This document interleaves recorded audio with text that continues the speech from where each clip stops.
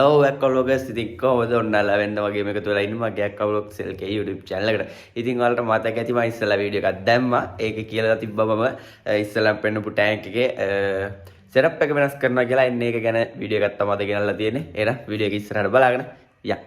ඔව් පොඩ්ඩක් ඉන්න තව දෙයක් කියන්න ඕන.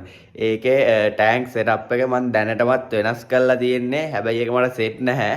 අනිත් එක දාලා තියෙන ග්‍රැවල් එකත් මේ සෑන්ඩ් එකත් පොඩ්ඩක් මදි. ඒක නිසා ඒක තමයි මාරු කරන්නේ. මම ඉස්සලා වීඩියෝ එකේ දැම්මේ නෑ. ඒ වෙනකොටත් මම setup එක වෙනස් කරලා තිබුණේ.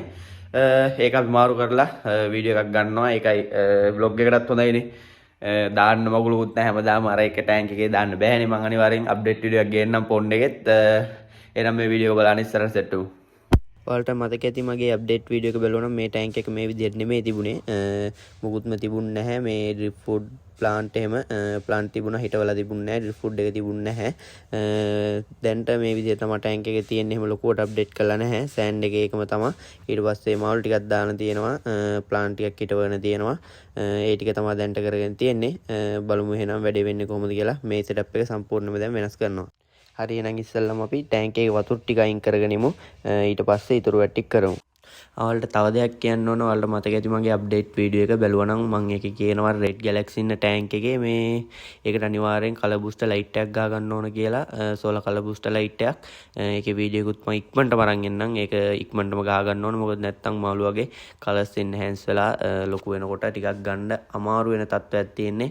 ඒක නිසා පොඩි කාලෙම ඒ ලයිට් එක ගහගත්තා නම් ලොකු වෙනකොට මාළුවේ කලර්ස් ටික එන්හෑන්ස් වෙලා එනවා. ඒක නිසා ඒකත් ඉක්මනටම ගහ ගන්න ඕනේ. ඒකේ වීඩියෝ එකක් මම ඉක්මනට අරන් එන්නම්.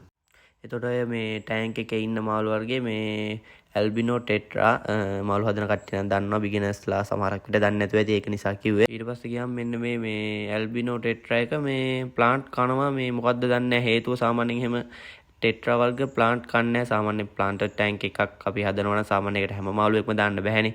සාමාන්‍ය ටෙට්‍රා ඊට පස්සේ ගියාම බාබ් වර්ග ඊට පස්සේ ඇල්ගීටස්ලා ෂිම්ප් වර්ග වගේ දාන්නේ සාමාන්‍යයෙන් ටෙට්‍රා වර්ග එහෙම ප්ලාන්ට් වලට ඩැමේජ් කරන්න. හැබැයි මේ ටෙට්‍රා මේ ඇල්බිනෝ ටෙට්‍රා ප්ලාන්ට් කනවා මොකද්ද දන්නේ නැහැ. හේතුව දන්න කෙනෙක් ඉන්නවා නම් පල්ලෙන් කමෙන්ට් එකක් දාන්න යන්න. තව දෙයක් කියන්න ඕන. ඔයා ප්ලාන්ට් ටැංක් එකක් හදන්න ආසාවෙන් ඉන්නවා නම් ඔයා ප්ලාන්ට් ටැංක් එකකට බිගිනර් කෙනෙක් නම් ඔයා ඉස්සල්ලාම පටන් ගන්න ලෝ ලයිට් ප්ලාන්ට් එකකින්. මොකද අපි සාමාන්‍යයෙන් ප්ලාන්ට් ටැංක් එකක් හදනකොට ප්ලාන්ට් වර්ග දෙකකට බෙදනවා. එකක් තමයි ලෝ ලයිට් ප්ලාන්ට් අනිත් එක හයි ලයිට් ප්ලාන්ට්. ඔයා බිගිනර් කෙනෙක් නම් ප්ලාන්ට් ටැංක් එකක් කරන්න ඔයා ඉස්සෙල්ලා ලෝ ලයිට් ප්ලාන්ට් එකකින් පටන් ගන්න. ඊට පස්සේ හයි ලයිට් ප්ලාන්ට් එකකට යන්න. මොකද මම එහෙම කියන්නේ ලෝ ලයිට් ප්ලාන්ට් හදන්න අමාරු නැහැ. ලේසි. ලොකු ලයිට් එකක් අවශ්‍යත් නැහැ. CO2 දෙන්න අවශ්‍යත් නැහැ. ඊට පස්සේ ගියාම ඕන මාළුවෙක් එක්ක හදන්න පුළුවන් මොන්ස්ටර් ෆිෂ් වැරයිටිස්. ඊට පස්සේ ඔය නෝමල් ස්කූල් මාළු වර්ගයේ වගේ මාළු රාශියක් කියන්නේ ගොඩක් මාළු එක්ක හදන්න පුළුවන්. හැබැයි හයිලයිට් ප්ලාන්ට් වලට වඩා ලෝලයිට් ප්ලාන්ට් එක චුට්ටක් ලෝලයිට් ප්ලාන්ට් වර්ග පොඩි ගානකින් වැඩි හයිලයිට් ප්ලාන්ට් වලට වඩා සාමාන්‍ය ජාවා ෆර්න් පැලයක් වගේ ජාවා ෆර්න් කියන්නේ සාමාන්‍ය මේ ලෝලයිට් ප්ලාන්ට් එකක්. ඒක සාමාන්‍ය රුපියල් 600ක් 500ක් වගේ යන්නේ. ඒ ගානෙන් තමයි යන්නේ එක බන්ච් එකක්.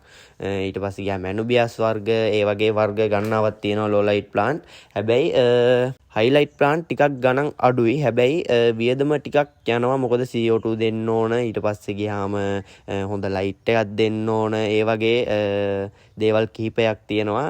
ඒක නිසා ඔයාට CO2 නම් ප්‍රශ්නයක් නැහැ දැන්. මොකද මේ CO2 ටැබ්ලට් ඇවිල්ලා තියෙනවා. ටැබ්ලට් එකක් දාන්න පුළුවන් අපිට CO2 සිලින්ඩර් ගෙනල්ලා එහෙම විකාර කරන්න ඕනේ නැහැ. CO2 සිලින්ඩර් සාමාන්‍යයෙන් 60000ක් 80000ක් විතර වෙනවා. එච්චර සල්ලියක් නැත්තම් CO2 ටැබ්ලට් එක දාන්න පුළුවන්. ටැබ්ලට් එක සාමාන්‍ය පොඩි ගාණක් වෙන රුපියල් 40ක් 50ක් වගේ තමයි වෙන්නේ. ඉතින් එහෙම කරන්නත් පුළුවන්. සතියකට එකපාරක් දැම්ම නම් හොඳටම ඇති. ඉතින් ওই වගේ දේවල් තමයි ප්ලාන්ට් ටැංක් එකක් ගත්තාම තියෙන්නේ. තව ගොඩාක් දේවල් තියෙනවා. ඒවා අපි වෙනම වීඩියෝ එකකින් කතා කරමු. මේකෙන් කතා නොකර. ඕකනම් නෝමල් වැලි එකක්. මගේ අර දැන් හදන ටැංක් එකේ මේ සෑන්ඩ් එක මදි. ඒක නිසා ඔක මේ හොදලා දාගන්න. ඌට කලින් මම ඔක යූස් කරපු එකක්. ඒක නිසා ප්‍රශ්නයක් නැහැ. දෙතුන් පාරක් හේදුවා මේ අයිනට දාලා තිබ්බේ මේ ෂොපින් එක යට ගහලා. ඔයාලා ගන්නවා නම් සාමාන්‍යයෙන් normal වැලිය එකක් ගන්නවා නම් ඒ කියන්නේ ඔය ඇල්ලකින් වගේ ගන්නවා නම් දෙතුන් පාරක් හේදුවට ප්‍රශ්නයක් නැහැ. ඔය ගෙදර මිදුලේ වගේ තියෙන ඒවා ගන්නවා නම් 10 පාරකට වැඩිවත් හොදන්න. එහෙම හේදුවත් ජරාව යනවා අඩුයි. ඊට පස්සේ ගඳ ගහනවා මේ ටැංක් එකේ නිකන් පල්සරක් වගේ. හොඳයි රිවර්ස් හෑන්ඩ් එකක් එහෙමත් නැත්නම් සොයිල් එකක් වගේ දාගන්න තියෙනවා නම් මේ වෙලාවේ මට ටවුන් එකට යන්න බෑ. ඒක නිසා ඔය වැලිය එක හොල්ලා ගත්තේ පස්සේ සොයිල් එකක් හරි රිවර්ස් හෑන්ඩ් එකක් හරි මේ නයිල් සෑන්ඩ් එකක් හරි දාගන්නවා ගෙනල්ලා. හරි එහෙනම් ඔහොම වීඩියෝ එක බලන්න ඉස්සරහට යන්න මම පොඩ්ඩක් ස්පීඩ් කරලා දාන්නම්.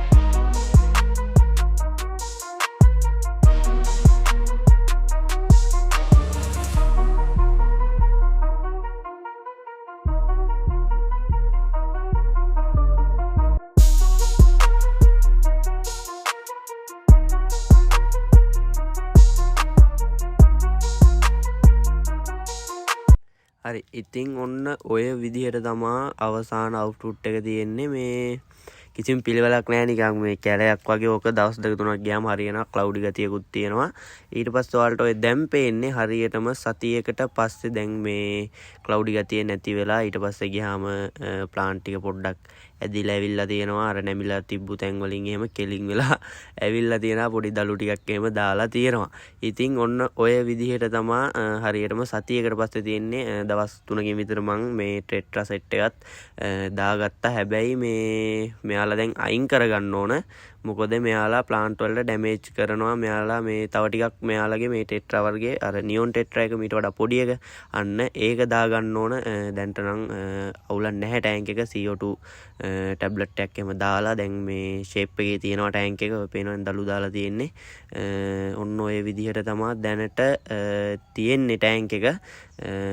කැලයක් වගේ. මේක තව ටිකක් කල් යනකොට මීට වඩා ටිකක් ලස්සන වෙයි කියලා හිතනවා. මොකද දළු දාලා හරියම එනකොට. එතකොට මේ තියෙන්නේ හරියටම වීඩියෝ එක අප්ලෝඩ් කරන දවස වෙනකොට ටැංක් එක මම මේ වෙනකොට අර හිටපු ටෙට්‍රාලා අයින් කරගෙන තියෙනවා. මොකද මේ ඩැමේජ් කරනවා මෙයාලා ප්ලාන්ට් වලට. එක්කෙනෙක් ඉන්නේ යාල්ලා ගන්න බැරි වුණා. දැගලිල්ල හරියම මෙහි යනවා. එතකොට ප්ලාන්ට් එක ඩැමේජ් වෙන්න පුළුවන්. දාලා මේ හට්ට මෙට්ට කරනකොට ඒක නිසා දැනට මෙයා ඉදී මේකේ එයා අනිවාර්යෙන් ඉක්මනට අල්ලලා දාන්න ඕන වෙන ටැංක් එකකට. ඊට පස්සේ මේකට නියොන් ටෙට්‍රලා සෙට් එකක් දාන්න ඕන. දැම්ම දාන්න නැහැ කොහොමද. තව ටිකක් කල් යයි එයාලව දාන්න. මොකද ප්ලාන්ට් එක ග්‍රෝ වෙන්න දෙන්න ඕන. ඊට පස්සේ තමා දාන මාළුවෙක් දාගන්නේ ටැංක් එකට.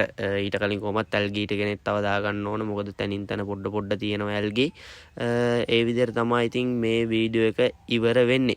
ඉතින් ඔයාලා වෙච්චර වෙලාවක් වීඩියෝ එක බලුවා නම් අනිවාර්යෙන් subscribe කරලා like කරලා ඔයාගේ වටිනා අදහසත් පල්ලෙහින් දාගෙන යන්න අමතක කරන්න එපා.